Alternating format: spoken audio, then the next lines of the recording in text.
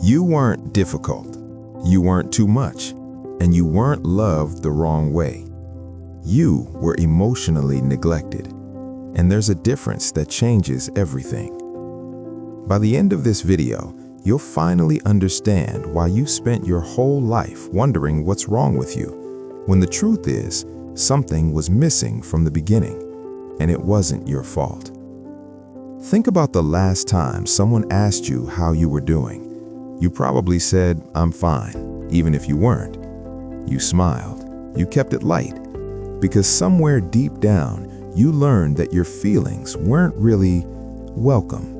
Not in a dramatic way, just in small, quiet moments that taught you to disappear.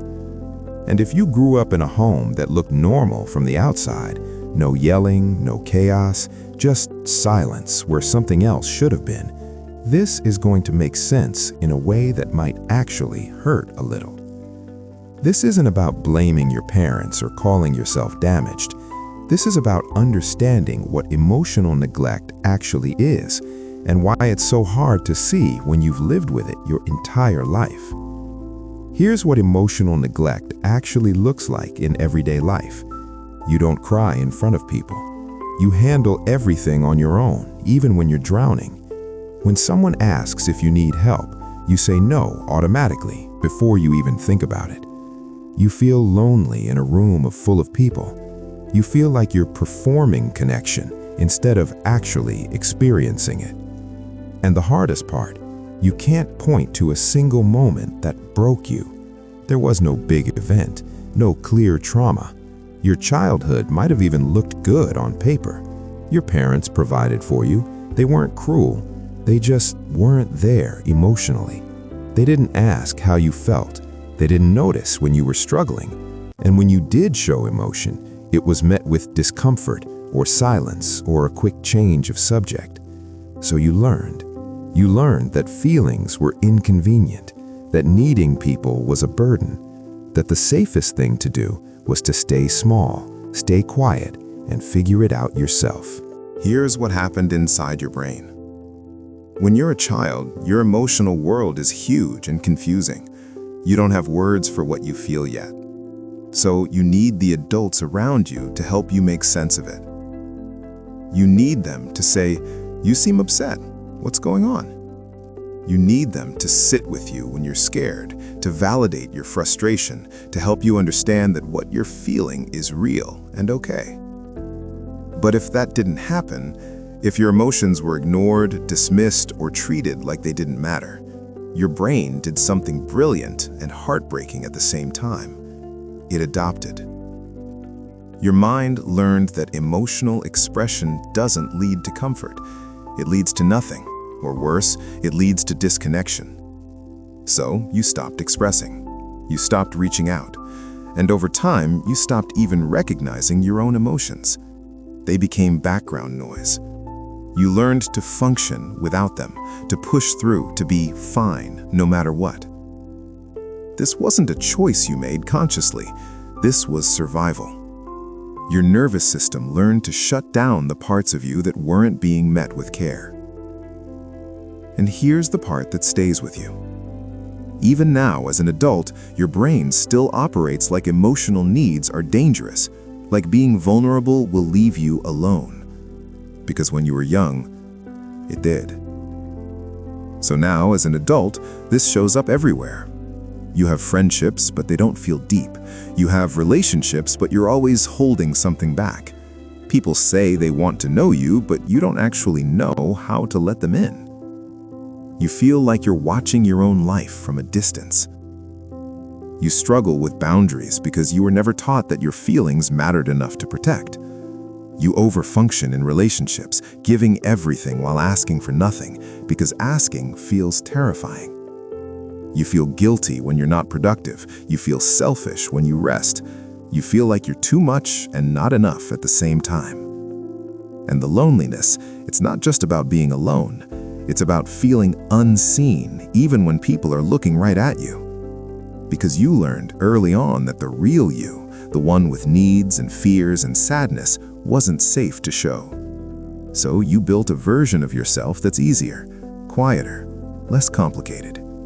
And now that's the only version anyone knows. But what if the emptiness you feel isn't proof that you're broken? What if it's just proof that something important was missing, and your brain has been trying to protect you from that pain ever since?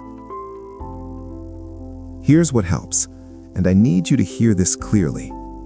Healing from emotional neglect isn't about fixing yourself. You were never broken. You were just never shown that your emotional needs mattered. So the work isn't about becoming someone different. It's about coming back to the parts of you that learned to go quiet. Start with this. Give yourself permission to feel without justifying it. You don't need a reason to be sad. You don't need to earn the right to be tired or overwhelmed or scared. Your emotions exist because you're human, not because you've met some threshold of suffering. This is hard if you grew up believing that only big problems deserved attention, but the truth is, your feelings matter simply because they're yours. Next, practice naming what's actually happening inside you. Not what you think you should feel, not what makes sense logically, what you actually feel. Start small. I feel anxious. I feel heavy. I don't know what I feel, but something's off. You're not trying to solve it yet, you're just trying to recognize it. Because for so long, your emotions were background noise.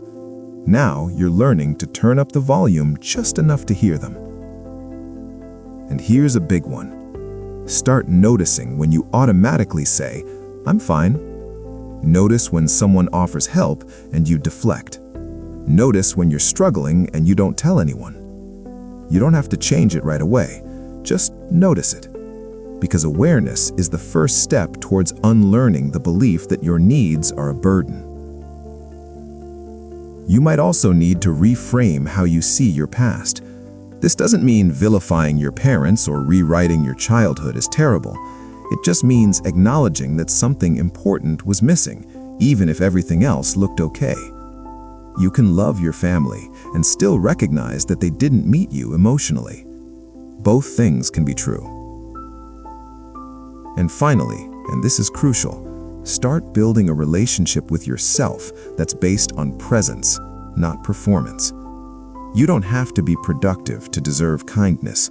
You don't have to be happy to be worthy of care. You can just be tired, confused, messy, human, and still deserving of your own compassion. This won't happen overnight. You've spent years learning to live without emotional attention. It's going to take time to learn that you're allowed to need it. But slowly, gently, you can start letting yourself be seen, by yourself first, and then, when you're ready, by people who actually know how to hold space for you. If you felt like something was always missing, but you could never name it, this is what it was. You weren't loved wrong. You were just never taught that your emotions were part of the love you deserved. And nothing was wrong with you. You were adapting. You were surviving the only way you knew how. You learned to be small because being big didn't feel safe. You learned to be silent because your voice didn't seem to matter. But you're not a child anymore, and you get to decide now what kind of emotional world you want to live in. You get to unlearn the belief that you're too much. You get to practice being honest about how you feel. You get to build relationships where you don't have to perform. It's slow, it's uncomfortable, but it's yours. You were never unlovable. You were just never shown what it looks like to be loved in a way that actually sees you. This content is for educational and emotional awareness purposes only.